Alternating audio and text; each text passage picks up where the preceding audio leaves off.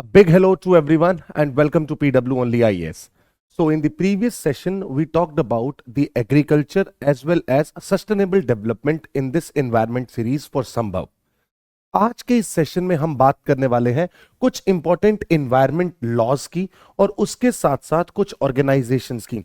Generally इनसे बहुत बार सवाल पूछा जाता है और हमारे पास कुछ बेसिक आइडिया होना चाहिए कि किस लॉ के तहत कितने ऑर्गेनाइजेशंस का सेटअप किया गया।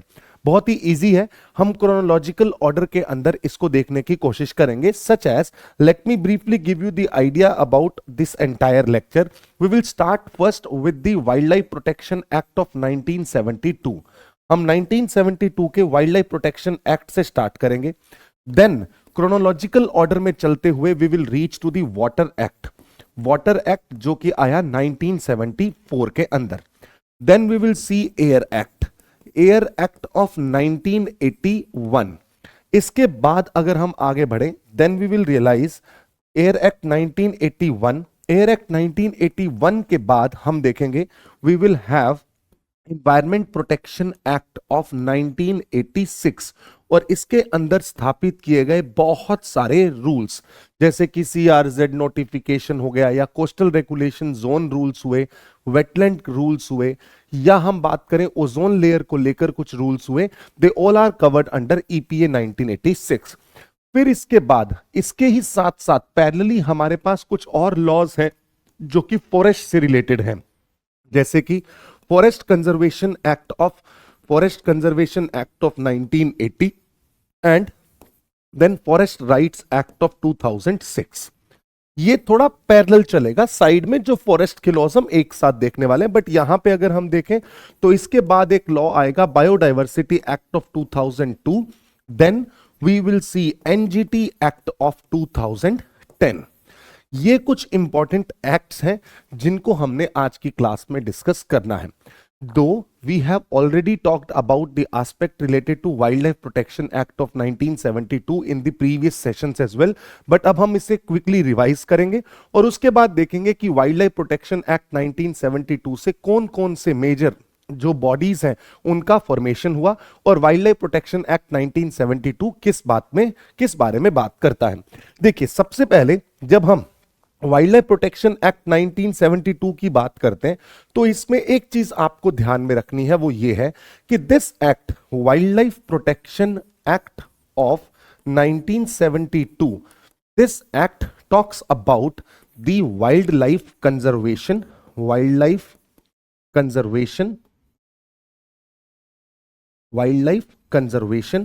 And control of crime related to wildlife. जो वाइल्ड लाइफ से रिलेटेड क्राइम है उसको कंट्रोल करना, रेगुलेट करना और उसके साथ साथ वाइल्ड लाइफ का कंजर्वेशन करना। यहीं से सारी कहानी मैं आपको बता दूंगा। जैसे कि आप यहां पे देख सकते हैं, जब इस एक्ट की शुरुआत हुई, wild life protection act of 1972 की जब शुरुआत होती है तब इसकी शुरुआत की जाती है by invoking the article number 252 of Indian constitution. Because wildlife शुरुआत में 1970s के उस दौर में स्टेट लिस्ट में शामिल था, तो सेंटर इस पे कोई कानून नहीं बना सकती थी। बट 252 आर्टिकल 252 के तहत ऐसा बोला जाता है, अगर दो या दो से ज्यादा स्टेट सेंटर को रिक्वेस्ट करते हैं to make such law, then parliament is empowered to frame such laws and to pass such bills. And इसी कारण से आर्टिकल 252 के तहत 1972 में 11 राज्यों की मांग पर, 11 स्टेट्स की मांग पर एक पूरा का पूरा वाइल्ड लाइफ से रिलेटेड एक लॉ पास किया गया, जिसे आप wild life protection act of 1972 के नाम से जानते हैं। लेटर ऑन जब अमेंडमेंट्स होंगे तब आपको पता लगेगा कि वाइल्ड लाइफ कंकरेंट लिस्ट में आ गया तो और सेंटर का जो ये कानून है पूरे भारतवर्ष में लागू हो गया। पहले 11 राज्यों ने मांग की थी तो 11 राज्यों पर लागू होता था, अब पूरे भारतवर्ष में लागू होता है। ये बात हमने जान ली है। इसके बाद ये तो उसका बैकड्रॉप हुआ कि आर्टिकल 252 के तहत वाइल्ड लाइफ प्रोटेक्शन एक्ट 1972 आया। उसका मेजर ऑब्जेक्टिव क्या है वो भी मैंने आपको बता दिया यहां पे। The objective of this act objective जो है वो भी आपने देख लिया कि ऑब्जेक्टिव है wildlife conservation and control of crime related to wildlife. अब अगर ये सब करना है तो आप वाइल्ड लाइफ कंजर्वेशन कैसे करेंगे? वाइल्ड लाइफ कंजर्वेशन के लिए दो मेथड्स होते हैं, जैसा कि हम पहले भी बात कर चुके हैं इसके बारे में। पहला वाइल्ड लाइफ कंजर्वेशन होता है इन सीटू, राइट। दूसरा वाइल्ड लाइफ कंजर्वेशन होता है एक्स सीटू। अब इन सीटू की जब बारी आती है तब आप जानेंगे कि in situ wildlife conservation के अंदर हम प्रोटेक्टेड एरिया नेटवर्क लेके आते हैं। Protected area network, protected area network का मतलब है we will establish national park, wildlife sanctuaries, community reserve and conservation reserve. अब देखिए, जो नेशनल पार्क और वाइल्ड लाइफ सेंचुरीज है ये तो 1972 में आई, बट कम्युनिटी रिजर्व और कंजर्वेशन रिजर्व को इस एक्ट के अंदर 8 बार टोटल अमेंडमेंट हुआ है, तो उस अमेंडमेंट के तहत ऐड किया गया। कम्युनिटी रिजर्व और कंजर्वेशन रिजर्व को ऐड किया गया with the help of amendment. Ex situ conservation के अंदर हम ये बात करते हैं चिड़ियाघर की, जो जू होते हैं उनको भी हम वाइल्ड लाइफ कंजर्वेशन के लिए इस्तेमाल करते हैं। तो ये एक एस्पेक्ट हुआ। तो अब यहां पे एक चीज समझ में आई, जब हमने नेशनल पार्क की बाउंड्रीज और इन सब के बारे में देखा था, तब हमने जाना था कि national board of wild life NBWL, इसकी परमिशन के बिना no alteration in the boundaries of national park. अब नेशनल पार्क की बाउंड्री को आप ऑल्टर नहीं कर सकते without the permission of NBWL, so NBWL को स्थापित किया गया। फिर लेटर ऑन एक और अमेंडमेंट आया, उस अमेंडमेंट के तहत आपने टाइगर रिजर्व को इस्टेब्लिश किया। जब टाइगर रिजर्व्स आए तो इनको भी प्रोटेक्टेड, मतलब इनको भी नेशनल पार्क और वाइल्ड लाइफ सेंचुरी का एक स्टेटस दिया गया। तो इसके तहत एक और बॉडी का इस्टेब्लिशमेंट हुआ, दैट इज NTCA। ऐसे याद होती हैं चीजें।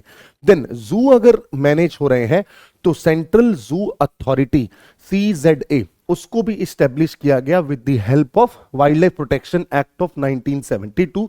ये तो हमें आइडिया लग गया। NBWL, क्योंकि हमें नेशनल पार्क जब घोषित करना है तो उसकी बाउंड्री में चेंज कब होगा? जब NBWL परमिशन देगा।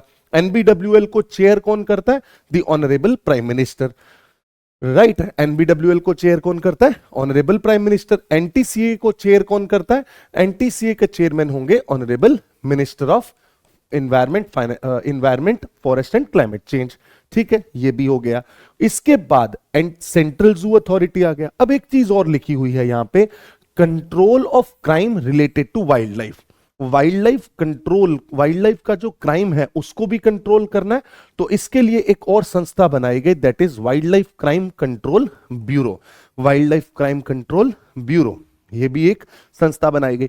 सो wild life crime control bureau, central zoo authority, NTCA, NBWL, ये सब किसके तहत आते हैं? Wild life protection act of 1972 के तहत आते हैं। इसके अलावा जब wild life protection act of 1972 आया तब आपने मैनेजमेंट करना है, मैनेजमेंट और रेगुलेशन ऑफ नेशनल पार्क्स। अब अगर इनके अंदर एंट्रीज, एक्टिविटीज, परमिटेड, प्रोहिबिटेड, ये सब आएंगी तो यहां पे आपको जरूरत पड़ेगी एक और बॉडी की, that is chief wild life warden. जो चीफ वाइल्ड लाइफ वार्डन है वो भी इस्टेब्लिश किया जाएगा। तो ये सारा तो आ गया। इसके साथ साथ वाइल्ड लाइफ प्रोटेक्शन एक्ट 1972 के अंदर जब हम पहले 1972 की बात करते हैं तो टोटल कितने शेड्यूल थे? 6 शेड्यूल थे। इसको आप यहां से हटा दें और यहीं यूज कर लें कि पहले इसके अंदर टोटल, जब आप कंजर्व करना चाहते हैं तो टोटल कितने शेड्यूल थे? शेड्यूल थे टोटल 6। अब अमेंडमेंट आया, wild life protection act amendment 2022। Now total कितने शेड्यूल हैं? शेड्यूल हैं टोटल 4। चलिए अब हम वाइल्ड लाइफ प्रोटेक्शन एक्ट के बारे में पढ़ते हैं, then we will be able to understand certain things. देखें, establishment of sanctuaries and national park, बिल्कुल सही बात है। Central government can declare, state government can declare, दोनों डिक्लेयर कर सकती है। ये बात हम पहले भी डिस्कस कर चुके हैं। ठीक है। इसके बाद authorities, wild life crime control bureau, बिल्कुल सही बात है। Chief wild life warden, yes. Central zoo authority, yes. National board of wild life central level पे, state board of wild life state level पे। NTCA, national tiger conservation authority, बिल्कुल सही बात है, headed by minister of environment, forest and climate change. Then tiger conservation foundation, ये भी state के द्वारा स्टेब्लिश किए जाएंगे। अब देखो ये याद करना कितना आसान हो गया कि हमें दो ऑब्जेक्टिव पता है वाइल्ड लाइफ प्रोटेक्शन एक्ट के। पहला ऑब्जेक्टिव है वाइल्ड लाइफ कंजर्वेशन और दूसरा ऑब्जेक्टिव है crime control. With that we have got to know about every information related to wild life protection act. Now this act has been amended 8 times, और उसके amendment हमें याद रखने की जरूरत नहीं है, हमें तो रीसेंट अमेंडमेंट याद रखना है जो कि 2022 में हुआ। और उस 2022 के अमेंडमेंट के अंदर 2022 के अमेंडमेंट के अंदर हम देखते हैं एक सबसे इंपॉर्टेंट बात, वो है ये कि जो पहले 6 शेड्यूल हुआ करते थे, अब उन 6 शेड्यूल्स को किस में मर्ज कर दिया गया है, टोटल 4 शेड्यूल्स के अंदर। 4 शेड्यूल्स के अंदर उन 6 शेड्यूल में पहला नंबर जो शेड्यूल 1 है उसमें हाईएस्ट लेवल ऑफ प्रोटेक्शन था। सेकंड में जो प्रोटेक्शन है वो कंपैरेटिवली कम, थर्ड फोर्थ में प्रोटेक्शन और कम, फिफ्थ में वर्मिन आते थे। वर्मिन का मतलब ऐसे जानवर जो कि शेड्यूल 1 का पार्ट नहीं है, शेड्यूल 2 का पार्ट नहीं है, बट वो कभी किसी भी एग्रीकल्चरल फील्ड में नुकसान करते हैं, उनकी पॉपुलेशन ज्यादा है तो ह्यूमन के साथ एनिमल का कॉन्फ्लिक्ट क्रिएट करते हैं, तो उनको वर्मिन घोषित किया जाता है by the central government on the appeal of state government, right. Then इसके बाद protected plant species under schedule 6, जो शेड्यूल 6 है वो प्रोटेक्टेड प्लांट स्पीशीज है। अब इनको रैशनलाइज कर दिया गया। रैशनलाइजेशन के पीछे एक सबसे बड़ा कारण ये था कि जो इंडिया है, इंडिया ने एक कन्वेंशन पे साइन किया। India is signatory to a convention and that convention is convention on international trade on endangered species, that is CITES. Bharat CITES का सिग्नेटरी है। अगर साइट्स का सिग्नेटरी है तो हमारे ऊपर ये एक ऑब्लिगेशन है कि हम भारत के नियमों में, हमारे लॉज में, जो नेशनल लॉज हैं उनके अंदर साइट्स के जो प्रावधान हैं उनको भी इनकलकेट करें। तो इस कारण से हमने अपने इस एक्ट को 2022 में अमेंड किया और साइट्स के कुछ प्रावधानों को इनकलकेट किया। जैसा कि आप देख सकते हैं, जो हमारा शेड्यूल 4 होगा, that schedule 4 would be specimen listed under sites appendices, this would be schedule 4। इसको हम रैशनलाइजेशन ऑफ शेड्यूल कहते हैं, क्योंकि आप खुद देखो पहले 2 शेड्यूल को इन्होंने 1 में डाल दिया, तीसरे और चौथे को शेड्यूल 2 में डाल दिया, और जो प्रोटेक्टेड प्लांट स्पीशीज थे उसको शेड्यूल 3 में, और साइट्स के जो स्पेसिमेन मेंशन्ड हैं वो आपने किस में डाल दिए हैं, शेड्यूल 4 में। सो दैट आप एक शो करना चाहते हैं दुनिया को कि we are signatory to some convention, we are abiding by the objective of that convention, we are framing our laws in consonance to the objective of that particular convention. That is what the idea we are talking about related to Wildlife Protection Amendment Act of 2022. There are certain more amendments that has been done in this act, that is in relation to the trade. जो trade करना चाहते हैं उसके लिए कुछ authorities का establishment किया गया। 2 अथॉरिटीज बनाई गई, one is the scientific authority, second is the management authority. Scientific authority and management authority वो मैं आपको अभी बता देता हूं, जहां से आपको थोड़ा सा आइडिया हो जाएगा what exactly this entire act is talking about.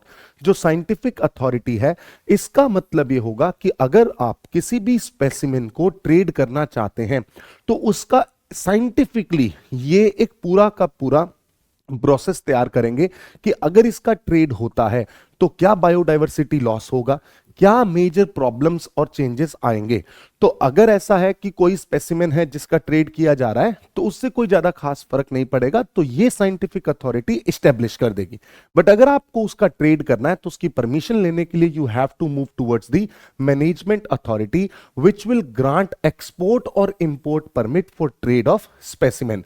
जो स्पेसिमेन्स होंगे उनकी ट्रेड के लिए जो ग्रांट करेगा परमिशन वो होगा management authority. This you need to remember, right? So management authority, scientific authority, sites की हम ऑलरेडी बात कर चुके हैं। चलें इसके बाद आता है अमेंडमेंट एक्ट के बाद we are now going to talk about the bodies which are being established. NTCA, national tiger conservation authority. As I have already mentioned, जो NTCA है, NTCA एक ऐसी बॉडी है जो कि किसके तहत एस्टेब्लिश की गई? NTCA is a statutory body which is established under wild life protection act of 1972 for tiger conservation. It is headed by the Minister of Environment, Forest and Climate Change, right? Then it also has some expert member, कुछ professionals हैं, और inspector general of forest जो होता है वो इनका in charge होता है। इतना हमें याद रखने की जरूरत नहीं है। और इसके साथ साथ wild life crime control bureau, central zoo authority, wild life crime control bureau, along with that the National Board for Wildlife has been established through this Act of Wildlife Protection Amendment Act of 1972. Now let's come back to the most important aspect of Forest Acts. अब मैं इसका कुछ आपको brief background देता हूं, then we will understand what exactly these acts are all about. देखें, सबसे पहले क्या है, फॉरेस्ट एक्ट जो है, फॉरेस्ट एक्ट की शुरुआत होती है ब्रिटिशर्स के टाइम से। ब्रिटिशर्स के टाइम्स में सबसे पहला जो फॉरेस्ट पॉलिसी आता है that is way back in 1865। Forest act 1865 से इसकी शुरुआत होती है। इसका बैकड्रॉप ये है कि 1857 की क्रांति के बाद जब तात्या टोपे भाग रहे थे और दूर दूर तक जंगलों में पहुंच रहे थे, तो ब्रिटिशर्स उनका पीछा कर रहे थे। जब ब्रिटिशर्स उनका पीछा करते करते मध्य प्रदेश के सतपुड़ा के जंगलों में पहुंचते हैं, तब वो वहां की जो ब्यूटी है, उन जंगलों की जो खूबसूरती है, उसको देखकर मेस्मराइज हो जाते हैं। And then they think these forests are not just beautiful, they are not just mesmerized by the beauty of these forests, rather they were amazed to know about the commercial value of the timber that is present in that area. Timber, I'm talking about teak which is present in the Satpura forest. So इस हिसाब से Britishers को लगता है कि now we need to start establishing our control in these areas. So with that matter of the fact, for the very first time in 1862 to 1863, Britishers tried to establish their very first forest department, and that too in Satpuras. वो सतपुड़ा के जंगलों में अपना पहला forest department establish करने की कोशिश करते हैं और एस्टेब्लिश करते भी हैं। फिर 1865 में सबसे पहली बार वो एक्ट लाकर अब इन जंगलों को कंट्रोल करने की कोशिश करते हैं। तो इसके इतिहास में हम इतना पीछे नहीं जाना चाहते हैं, बट मैं आपको एक प्रॉपर पूरा का पूरा क्रोनोलॉजी दे रहा हूं कि सबसे पहले जो एक्ट आता है दैट इज 1865। इस एक्ट के तहत ये बोला जाता है कि कोई भी ऐसी जमीन जो कि गवर्नमेंट की जमीन है और जिस पे पेड़ है can be declared as a forest for the purpose of conservation, for the purpose of conservation of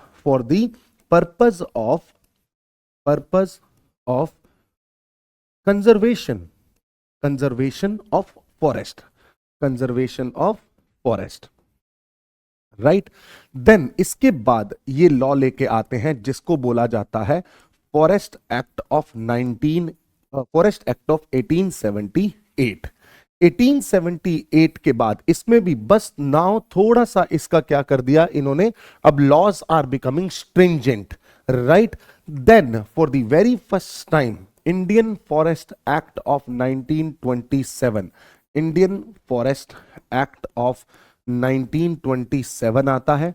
और जब ये 1927 का इंडियन फॉरेस्ट एक्ट आएगा तो इसके अंदर सबसे पहले क्लासिफिकेशन किया जाएगा of the forest. Classification of forest was done. Classification of forest का मतलब यह है कि यहां पे इंडियन फॉरेस्ट एक्ट भारत के इन जंगलों को 3 भागों के अंदर बांट देता है। 3 भागों में कौन कौन से 3 भाग हैं देखें।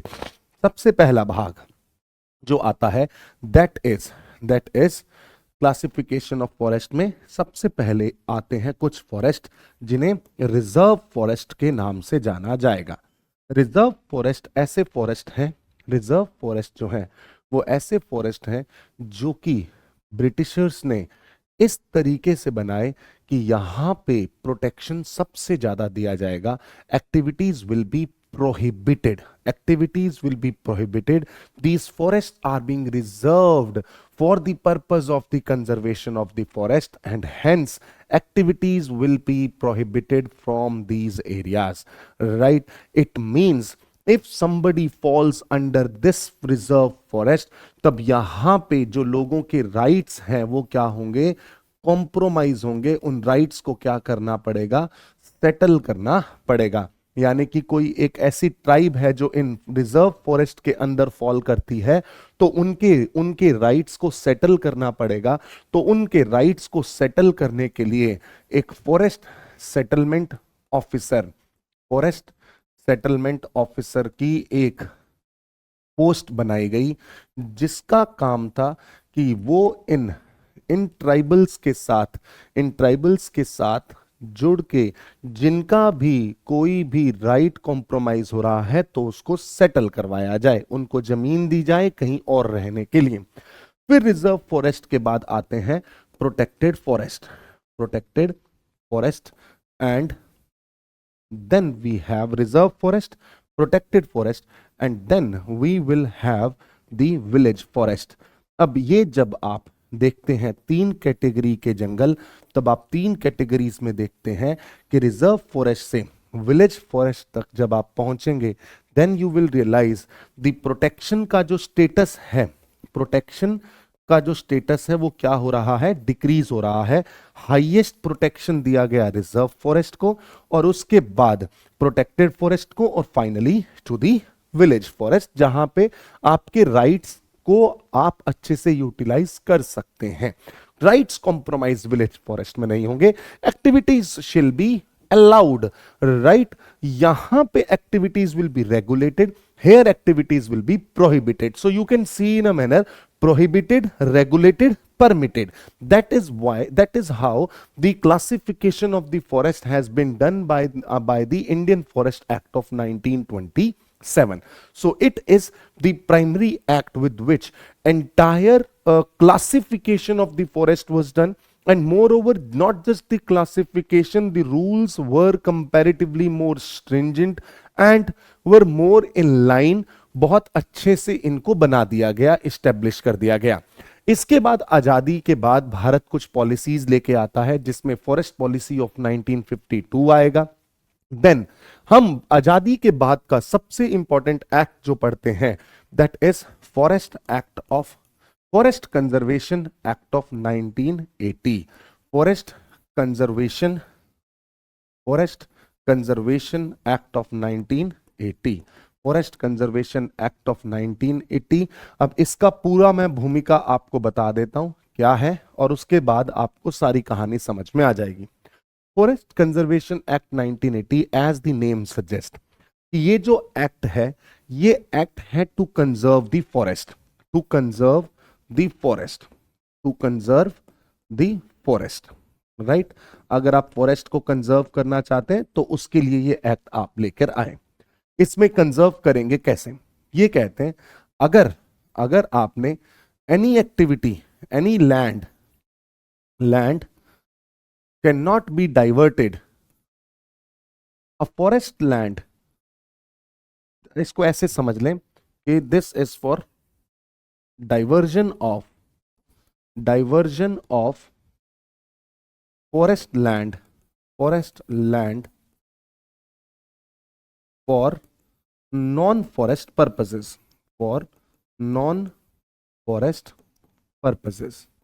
diversion of forest land for non-forest purposes। ठीक है, कि फॉरेस्ट लैंड का डाइवर्जन नॉन फॉरेस्ट पर्पस के लिए अगर होगा, तब इसके लिए there shall be approval is required, and ये जो अप्रूवल होगा, ये अप्रूवल जो होगा वो कौन देगा? सेंट्रल गवर्नमेंट देगी। ठीक है, यानी कि अगर आप मान लीजिए किसी भी एक चंक ऑफ लैंड पे, ये एक फॉरेस्ट लैंड है, इस फॉरेस्ट लैंड के ऊपर इंडस्ट्रियल एक्टिविटी करना चाहते हैं, you are diverting this land, you are diversion of this land is taking place for non-forest purposes, for non-forest purposes, then for non-forest purposes, then approval is required, and this approval is termed as in principle approval. In principle approval required रहेगा। अब ये जो in principle approval है ये कौन देगा? In principle approval के लिए एक कमेटी बनाई गई जिसे बोला गया forest advisory committee, forest advisory committee. ठीक है, ये है फॉरेस्ट कंजर्वेशन एक्ट ऑफ 1980 का एक छोटा सा भाग। बट आप इस भाग को देखते हैं तब आपको एक चीज का एहसास होना चाहिए कि इसमें आप ले तो आए कि आपने बोल दिया कि this act will deal with the 4 category of the forest. वो कौन कौन से होंगे? Reserve forest, village forest, protected forest and private forest. 3 forest तो आपने इंडियन फॉरेस्ट एक्ट में देख ही लिए। और इट टारगेटेड, इसका मेजर टारगेट क्या रखा गया कि हम डिफॉरेस्टेशन को कम कर दें, बायोडाइवर्सिटी को कंजर्व करें और वाइल्ड लाइफ को सेव करें। दो, this act provides greater hope towards forest conservation. It was not successful in its target में सक्सेस हासिल नहीं कर पाया। पहले इसके फीचर्स देखते हैं। इसके अंदर सबसे पहले बोला गया कि section 2 of this act list 4 criteria where permission of the central government is required for any action of state regarding declaring that any reserve forest ceases to be reserved, use of forest land for non-forest purposes, leasing forest to any private person, and declaring that any forest land may be cleared of trees that have grown naturally in that land for the purpose of using it for reforestation. ये जो भी काम करने हैं इन सब कामों के लिए सेंट्रल गवर्नमेंट की परमिशन की रिक्वायरमेंट होगी, ये स्टेट गवर्नमेंट के लिए बोला गया। और इसके साथ साथ एक चीज ऐड की गई, वो ये है कि there is also a provision of compensatory afforestation. ये जो कंपनसेटरी एफॉरेस्टेशन आया, इस कंपनसेटरी एफॉरेस्टेशन के लिए लेटर ऑन स्टेज में एक एक्ट भी आएगा जिसको आप कैंपा एक्ट के नाम से जानते हैं। Forest advisory committee approval is required, ये हमें समझ में आ गया। इसके बाद जब अप्रूवल मिल जाता है, तब अप्रूवल मिल जाने के बाद भी आपके लिए एक छोटा सा काम और आपको करना है। वो क्या है? There is compensatory afforestation. Compensatory afforestation, compensatory afforestation का मतलब है कि आपने जितनी लैंड को डाइवर्ट किया, जितनी लैंड को डाइवर्ट किया है, उस लैंड को जो कि फॉरेस्टेड लैंड थी, उस फॉरेस्टेड लैंड की कुछ वैल्यू थी, उसको आपको कंपनसेट करना पड़ेगा। How you will compensate that? This compensatory afforestation, ये जो कंपनसेटरी एफॉरेस्टेशन है, इसके लिए, इस कंपनसेटरी एफॉरेस्टेशन के लिए नेट प्रेजेंट वैल्यू काउंट की जाती है। Net present value of the forest, NPV of forest. ये क्या है एनपीवी ऑफ फॉरेस्ट? कि अगर मान लीजिए किसी भी व्यक्ति ने इस लैंड में से इतना हिस्सा डाइवर्ट किया है, तो सबसे पहले तो उसे इतना ही equal amount of land provide करनी पड़ेगी कहीं और, प्लस उसके साथ साथ जो इकोलॉजिकल वैल्यू है, इकोलॉजिकल वैल्यू है ऑफ फॉरेस्ट, वो भी प्रोवाइड करनी पड़ेगी। वो कैलकुलेट की जाती है with the help of a formula which was established, which was developed by Kanchan Gupta. Kanchan Gupta committee ने इस फॉर्मूला को इस्टेब्लिश और डेवलप किया कि उस फॉरेस्ट की इकोलॉजिकल वैल्यू क्या है, वहां पे किस तरीके की एक्टिविटी हो रही है, उन सब के आधार पे ये सब डेवलप किया गया। ये एनपीवी भी उसको देना पड़ेगा। यहां पे एक एक्ट आता है जिसको आप compensatory afforestation management planning authority act, Campa act 2016 के नाम से जानते हैं। इस एक्ट के तहत, कैंपा एक्ट 2016 के तहत, कैंपा एक्ट 2016 के तहत 2 बॉडीज इस्टेब्लिश की जाती हैं, 2 तरीके के फंड इस्टेब्लिश किए जाते हैं, नेशनल कंपनसेटरी एफॉरेस्टेशन फंड और state compensatory afforestation fund, NCAF and SCAF. जो नेशनल कंपनसेटरी यानी कि जो एनपीवी का पैसा आया, उस एनपीवी के पैसे को कहां जाना है? फंड में जाना है। और वो जो फंड है वो फंड कौन सा है? नेशनल कंपनसेटरी एफॉरेस्टेशन फंड और स्टेट कंपनसेटरी एफॉरेस्टेशन फंड। इसके अंदर 10% पैसा जाएगा और स्टेट कंपनसेटरी एफॉरेस्टेशन के अंदर कितना पैसा जाएगा? 90%। और इस 90% पैसे से क्या किया जाएगा? क्या किया जाएगा? वापस उस फॉरेस्ट का कंजर्वेशन किया जाएगा। चाहे वो वहां के लोगों के लिए फॉरेस्ट कंजर्वेशन किया जाएगा, चाहे वहां के लिए कैचमेंट एरिया डेवलप करने हो, या वहां पे कुछ नदियों का रिजुविनेशन करना हो, या वहां पे पॉन्ड्स का रिजुविनेशन करना हो और एफॉरेस्टेशन प्रोग्राम लगाने हो, इन सब के लिए इस फंड का इस्तेमाल किया जाएगा। That is Campa 2016 and this is nothing but forest conservation act of 1980। जहां पे अगर कोई भी लैंड डाइवर्ट होती है फॉर नॉन फॉरेस्ट पर्पसेस, उस लैंड का हिस्सा तो देना ही पड़ेगा और कुछ उसके साथ साथ यहां पे आपको पैसा भी देना पड़ेगा। बट उससे पहले आपको क्या लेना है? अप्रूवल लेना है। और अप्रूवल किससे लेना है? फॉरेस्ट एडवाइजरी कमेटी, जो कि कौन स्टैब्लिश कर रहा है? Forest advisory committee is being established by the central government. और कौन से एक्ट के तहत आई है? कौन से एक्ट के तहत? This is forest conservation act of 1980। इसके बाद जो एक्ट आता है उसको हम बोलते हैं forest rights act 2006।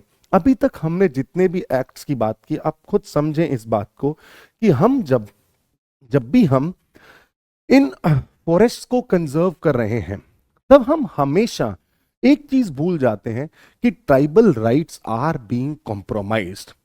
Till 2005 you can see, जब तक ये फॉरेस्ट राइट्स एक्ट 2006 नहीं आया तब तक हमने सिर्फ फॉरेस्ट को कंजर्व किया।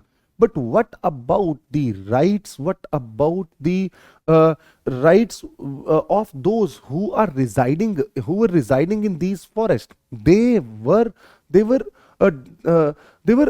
उनको उनसे क्या कर दिया गया? उन राइट्स को इस्तेमाल ही नहीं करने दिया गया। राइट वहां के जितने फॉरेस्ट के प्रोड्यूस थे वो उसको इस्तेमाल नहीं कर सकते थे। तो इसके लिए सबसे पहली बार जो जस्टिस प्रोवाइड किया गया, इसको हमें ना एक चीज ऐसे भी बोल दें कि this is corrective justice. Corrective justice का मतलब हमने जो रॉन्ग डूइंग्स थे उनको करेक्ट करने का पहला स्टेप जो उठाया वो किसकी सहायता से, किसके तहत, कौन से एक्ट के तहत उठाया? That is just with the help of forest rights act of 2006।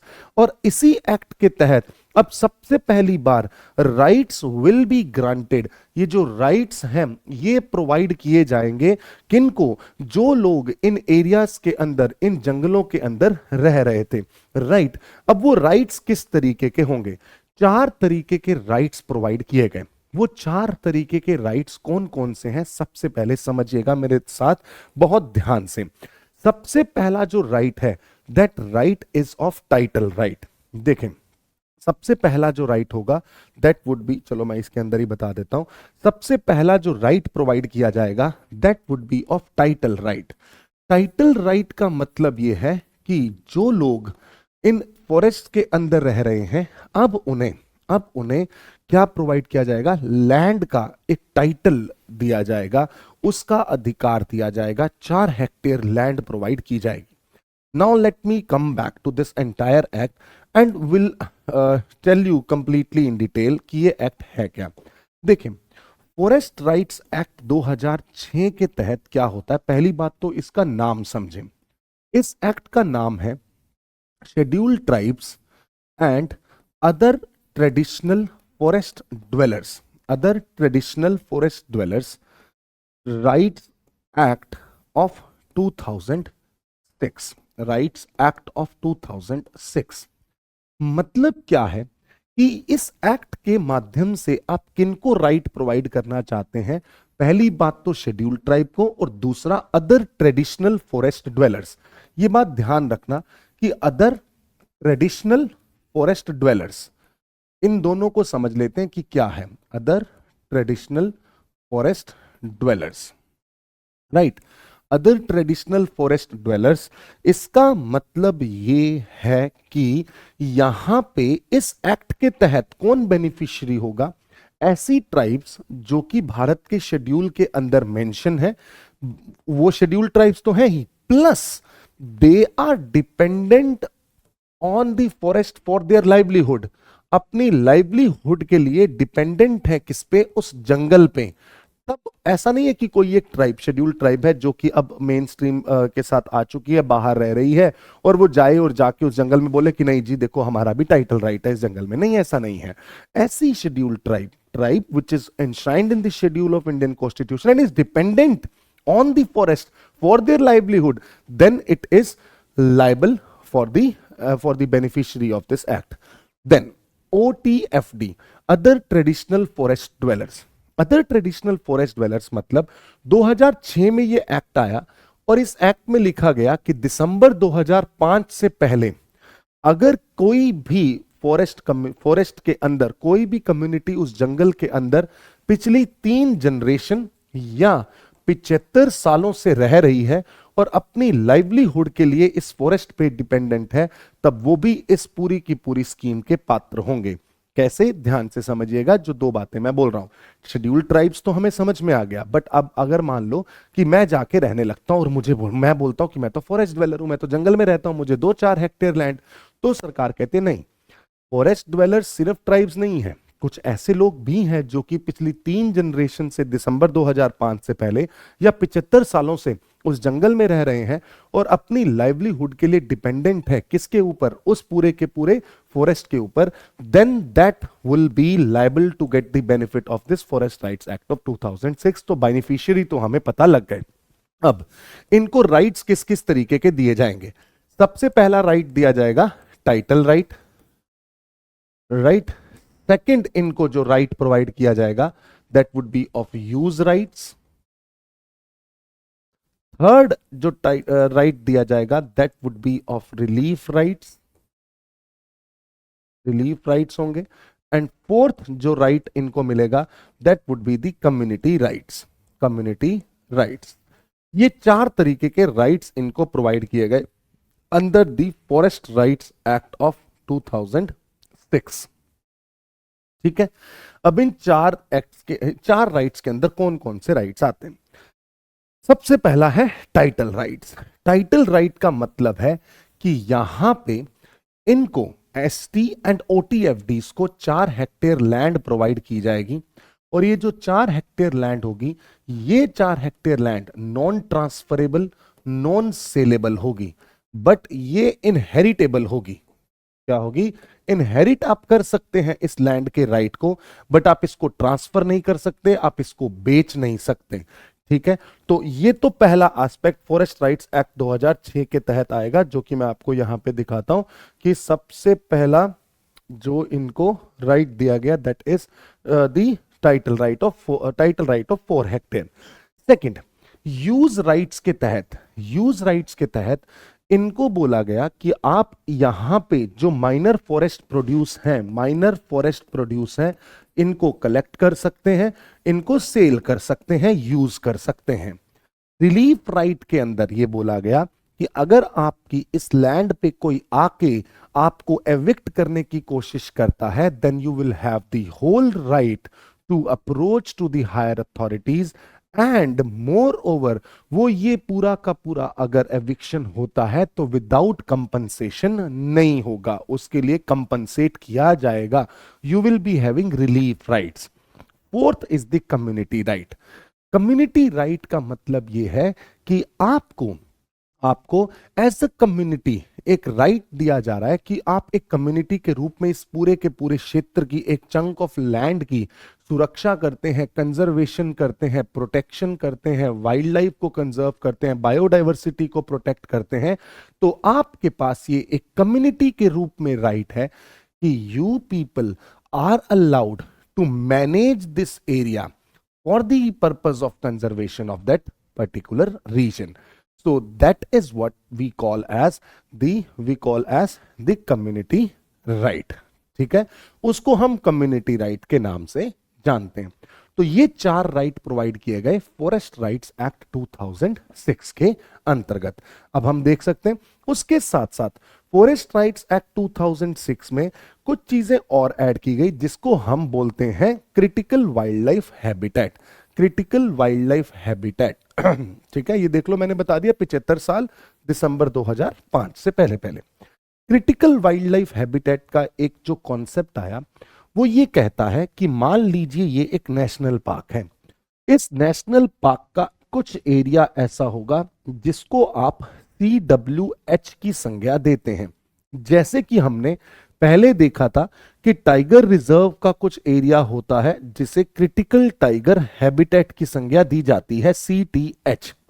बस फर्क इतना है, क्रिटिकल टाइगर हैबिटेट को जो इस्टेब्लिश किया जाता है वो किया जाता है wild life protection act of 1972 के तहत, और क्रिटिकल वाइल्ड लाइफ हैबिटेट को इस्टेब्लिश किया जाता है फॉरेस्ट राइट्स एक्ट ऑफ 2006 के तहत। और दूसरा फर्क ये है, क्रिटिकल वाइल्ड लाइफ हैबिटेट ये कहता है दिस एरिया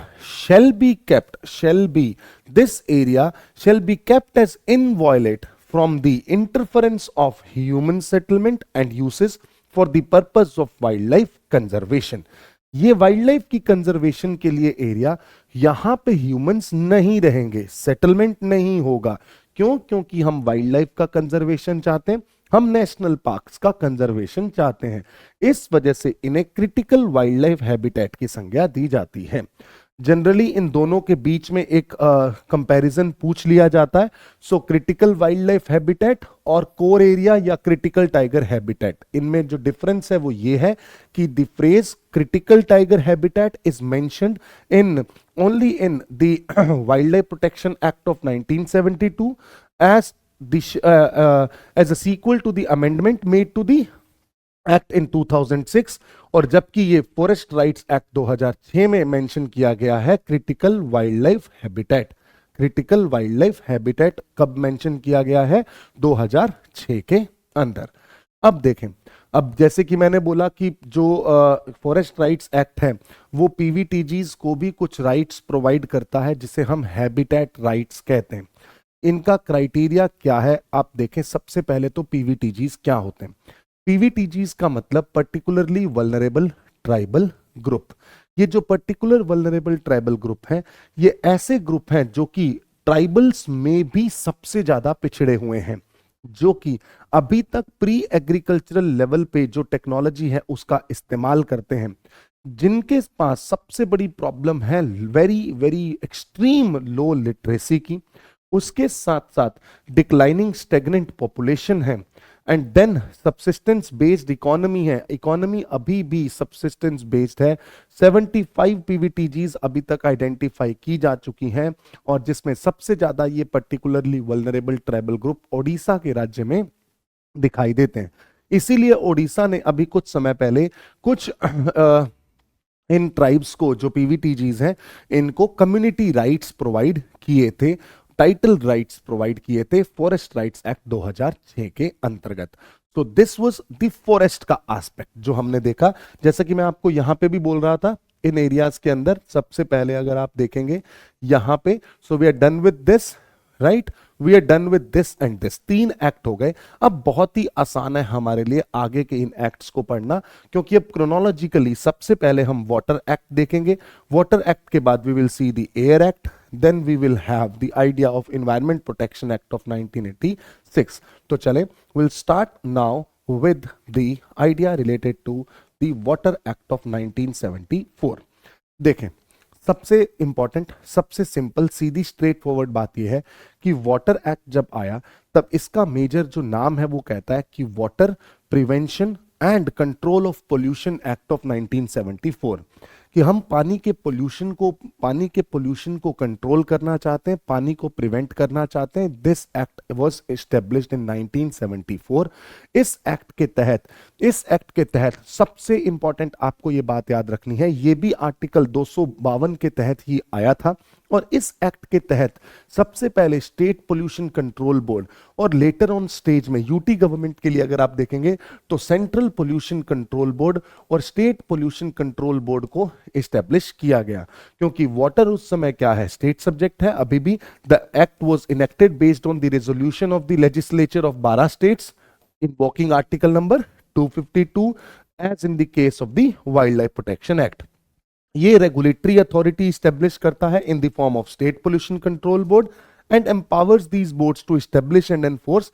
ये अब क्या करते हैं, ये जो सीपीसीबी एसपीसीबीज हैं, इनका काम क्या होगा, ये इस्टेब्लिश करेंगे कुछ स्टैंडर्ड्स। मान लीजिए पानी के अंदर कोई भी पदार्थ एफ्लुएंट के रूप में डिस्चार्ज हो रहा है, तो उसका स्टैंडर्ड क्या होना चाहिए, कितने लेवल तक that effluent must be discharged into that particular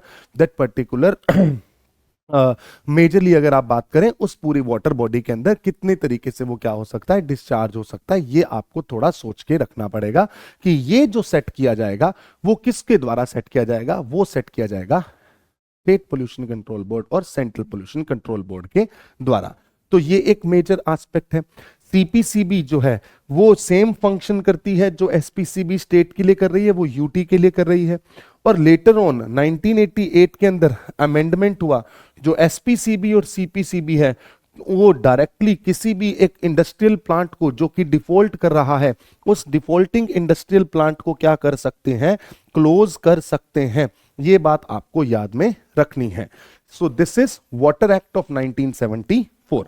तो मैं एक काम करता हूं, यहां पे इसका रिवीजन भी साथ साथ कर देते हैं। इस स्लाइड को थोड़ा नीचे ले आते हैं, वेट फॉर अ व्हाइल। यहां पे एक खाली स्लाइड है, इसको हम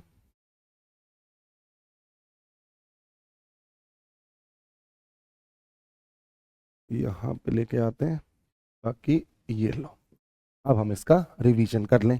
सबसे पहले जो एक्ट आया that is water act of 1974। Water act of 1974, इसका काम क्या है, पहला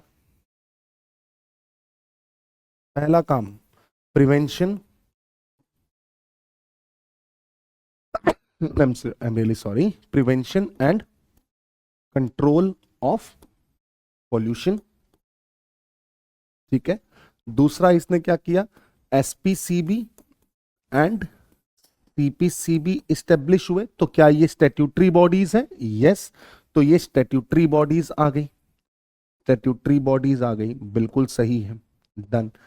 देन इसके बाद इनके पास एसपीसीबी और सीपीसीबी के पास पावर क्या हुई, एफ्लुएंट जो होंगे उनके स्टैंडर्ड्स को, एफ्लुएंट जो होंगे उनके डिस्चार्ज स्टैंडर्ड्स को, डिस्चार्ज स्टैंडर्ड्स जो हैं वो डेवलप करना।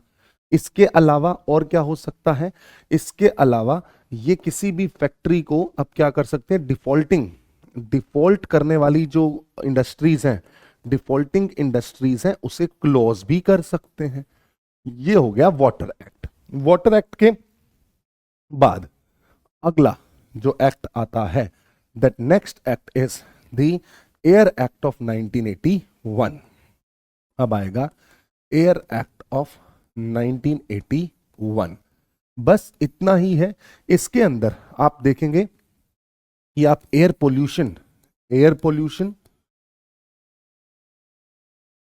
पोल्यूशन को केटर करने के लिए ये एक्ट आया। सीपीसीबी और एसपीसीबी की पावर इंक्रीज कर दी गई, जो कि अब किसके अंदर आएंगे, एयर एक्ट के अंदर आएंगे। उसके साथ साथ expanded the authority of the state and central pollution control board to the water act including the air pollution control.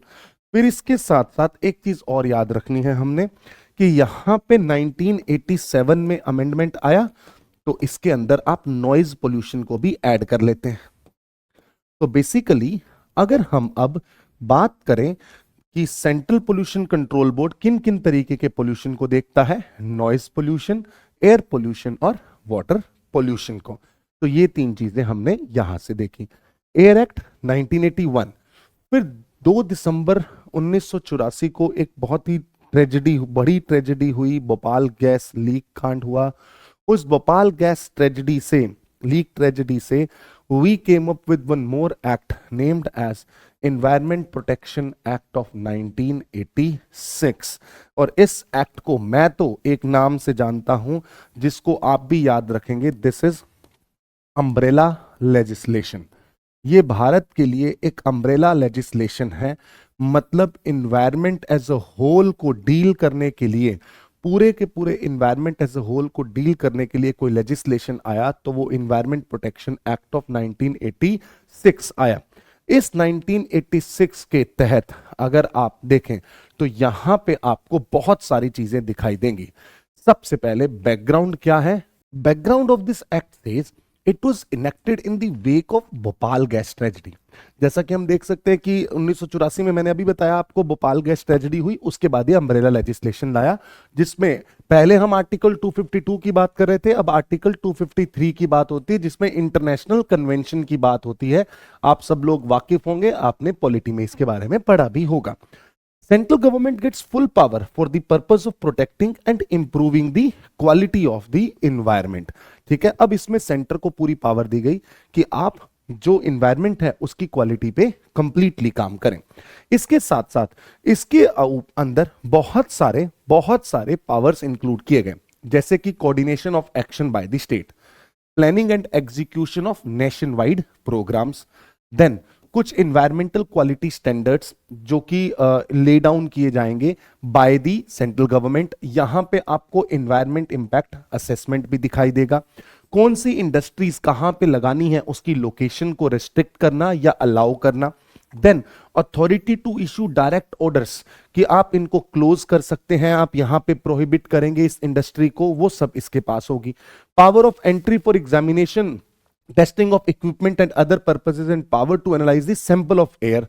Sample of air water को भी अगर ये एम्पावर कर रहा है टेस्टिंग करने के लिए, तो इसका मतलब ये है कि जो वाटर एक्ट है और एयर एक्ट है वो भी इसके अंदर आप सबऑर्डिनेट के रूप में काम करेंगे, सब्ज्यूम ही तो हो जाएंगे, है ना। तो ये बात आपको ध्यान में रखनी है। इसके साथ साथ ईपीए 1986, जो ये ईपीए 1986 है, इसके जो सेक्शन 3 है, इस सेक्शन 3 के तहत सरकार ये कहती है कि it is empowering the government to constitute authorities for the purpose of exercising powers and performing such functions। जैसे कि हमने वाइल्ड लाइफ प्रोटेक्शन एक्ट के तहत अथॉरिटीज देखी, तो यहां पे भी कुछ अथॉरिटीज आपको दिखाई देती हैं, जैसे कि central ground water authority, and make sure this is not central ground water board, it is central ground water authority. Trapezium zone pollution authority 2003, and third is environment protection, environment pollution prevention and control authority.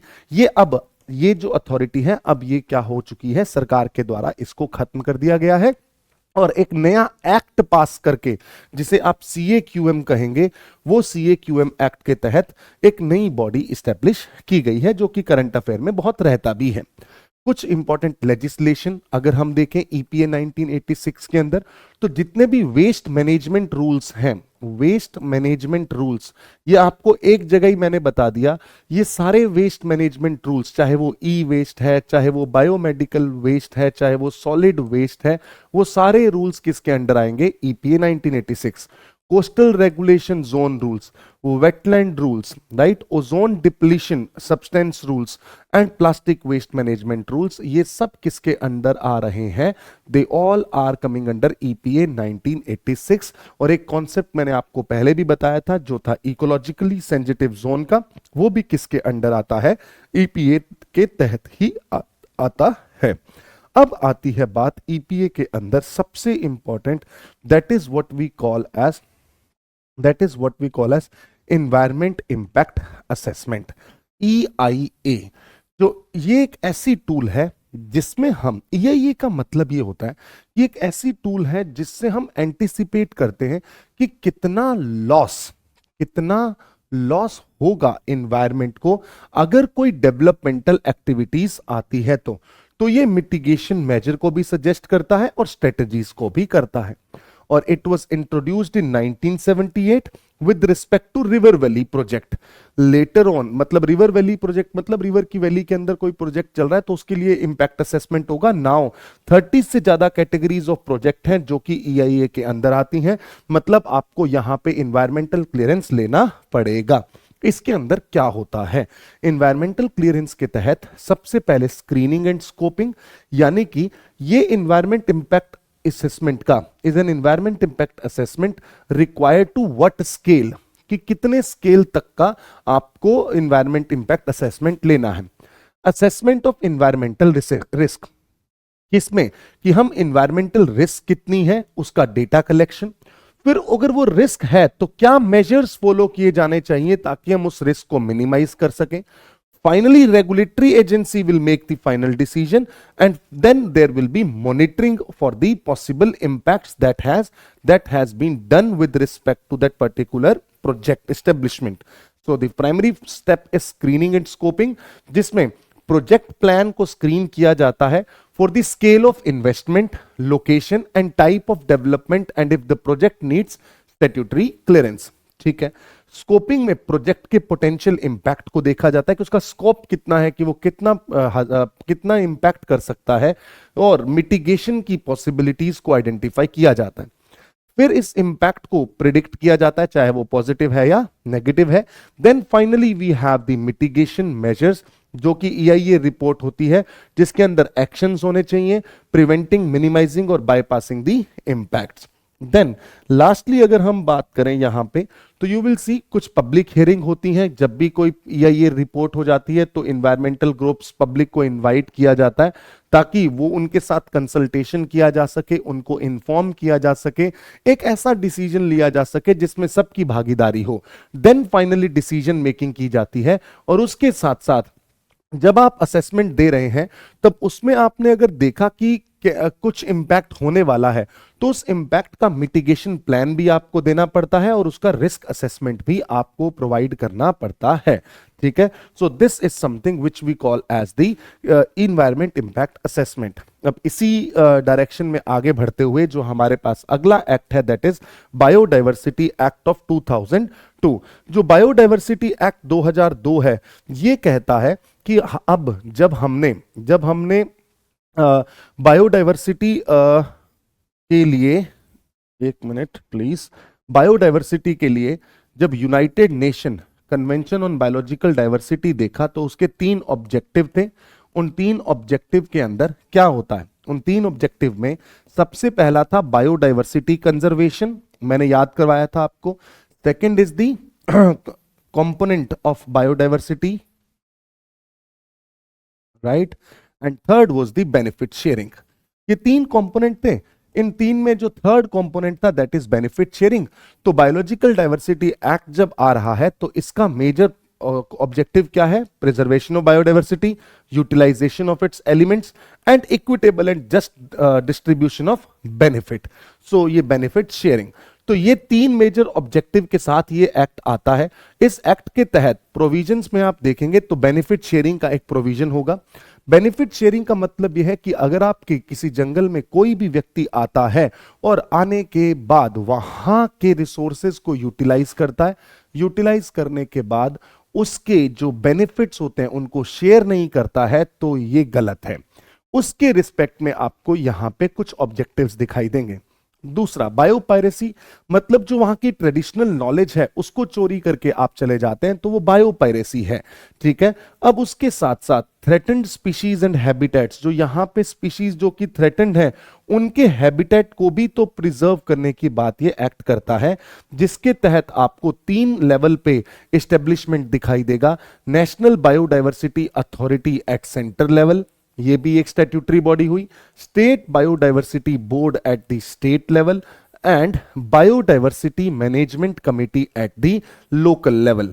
ये 3 level पे आपने 3 major bodies को establish किया under the biological diversity act of 2002, जहां पे जो central government है उसको कंजर्वेशन और बायोडाइवर्सिटी से लेकर कुछ भी मेजर्स होने हैं उसके लिए एम्पावर करता है, उसके लिए गाइड करता है, रेगुलेट करता है एक्सेस को। मान लीजिए कोई फॉरेन कंपनी है जो भारत में आके इन बायोलॉजिकल रिसोर्सेज को एक्सेस करना चाहती है, उन कंपनीज को परमिशन दी जाएगी या नहीं दी जाएगी, वो भी किसके द्वारा किया जाएगा? बायोलॉजिकल डाइवर्सिटी एक्ट 2002 के द्वारा। स्टेट बायोडाइवर्सिटी बोर्ड के अंदर अगर कोई डोमेस्टिक कंपनी है जो कि भारत में इन बायोलॉजिकल रिसोर्सेज का इस्तेमाल करना चाहती है, तो उसको परमिशन लेनी पड़ेगी किससे? स्टेट बायोडाइवर्सिटी बोर्ड से। और इनके तहत कुछ फंड स्टेब्लिश किए जाएंगे, जैसे कि नेशनल लेवल पे national biodiversity fund, state level पे स्टेट बायोडाइवर्सिटी फंड, और लोकल लेवल पे लोकल बायोडाइवर्सिटी फंड।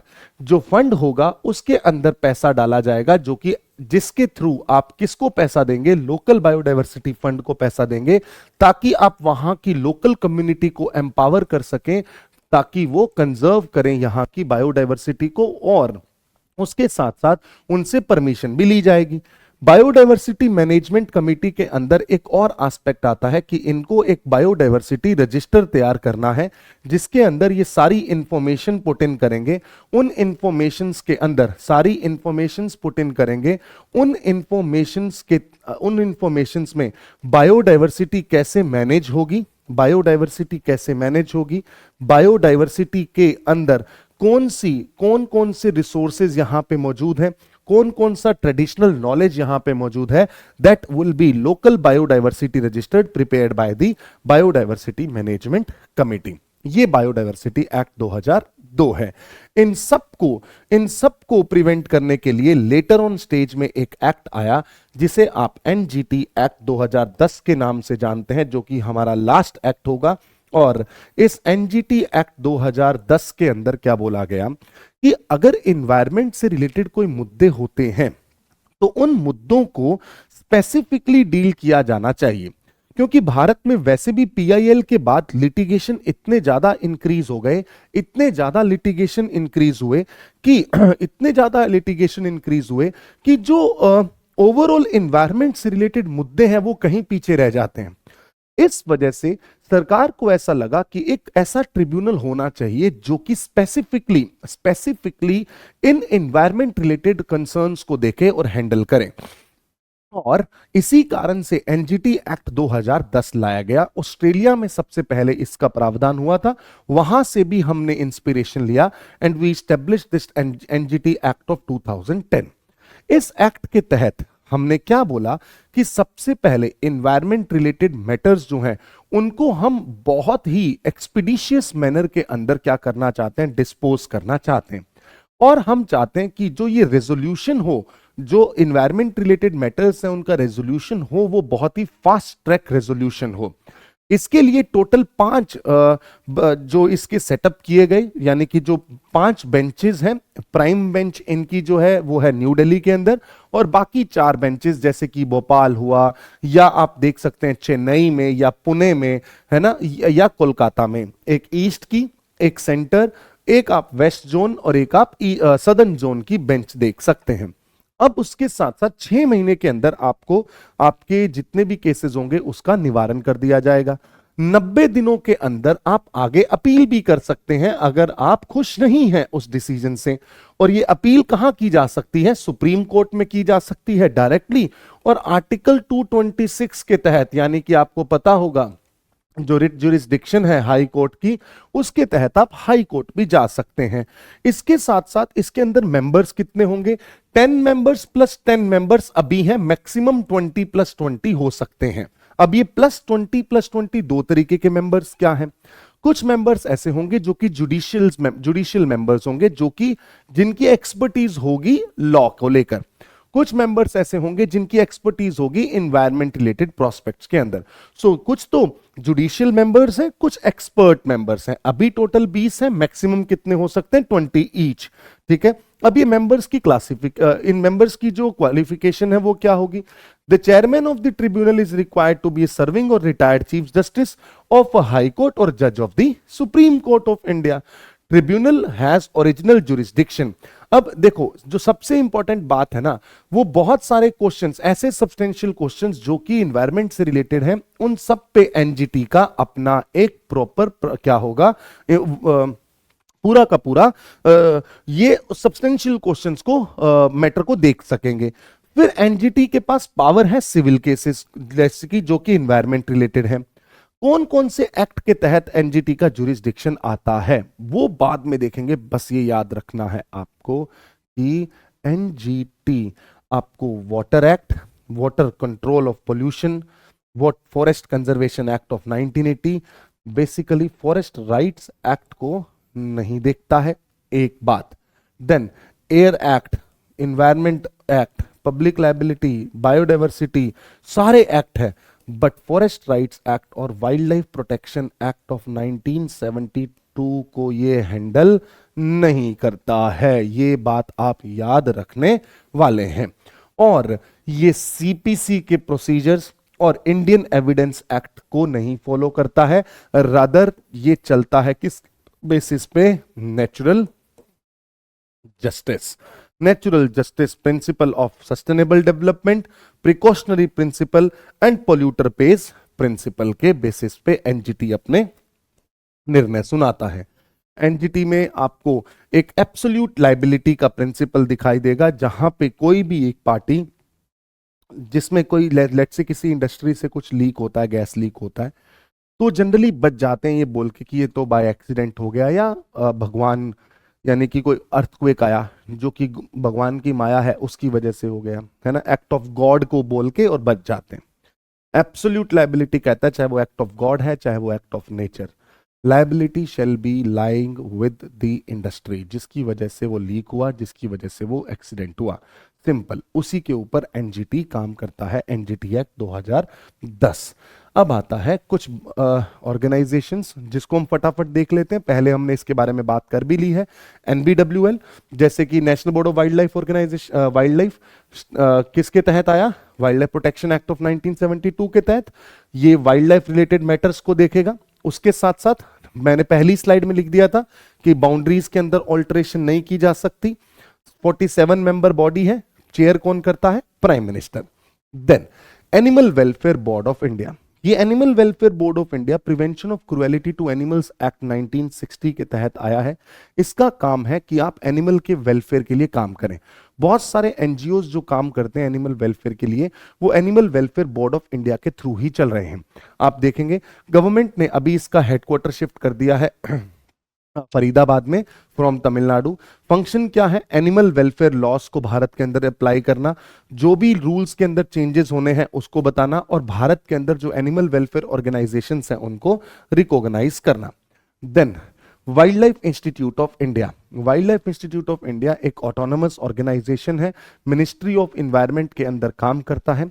इंस्टीट्यूट है तो इसका काम है ट्रेनिंग प्रोवाइड करना, कैपेसिटी बिल्डिंग करना, रिसर्च एंड डेवलपमेंट करना, डेमोन्स्ट्रेशन करना, उसके साथ साथ और वाइल्ड लाइफ पॉलिसीज के अंदर अपने इनपुट्स प्रोवाइड करना, रिसर्च की फैसिलिटीज, लेबोरेटरीज और उसके साथ साथ इलेक्ट्रॉनिक लाइब्रेरी को मेंटेन करना। This is done by Wildlife Institute of India. Then we have CPCB, we have done with this Forest Survey of India, जिसको 1981 के अंदर इस्टेब्लिश किया गया। अभी आपने थोड़े समय पहले India state of forest report देखी होगी, वो कौन पब्लिश करता है, that is publish by forest survey of India, and 1981 में ये इस्टेब्लिश हुआ था। हेडक्वार्टर इनका है देहरादून के अंदर, देहरादून के अंदर। Then we have national tiger conservation authority, we have done with this NTCA, जिसको किसके तहत लाया गया, wild life protection act of 1972 के तहत। किसी भी टाइगर रिजर्व को अगर नोटिफाई करना है तो किसकी परमिशन, किसका रिकमेंडेशन चाहिए, एनटीसीए का। अगर किसी भी टाइगर रिजर्व को डी नोटिफाई करना है, एनटीसीए का रिकमेंडेशन चाहिए, प्लस किसके साथ, national board of wild life के साथ।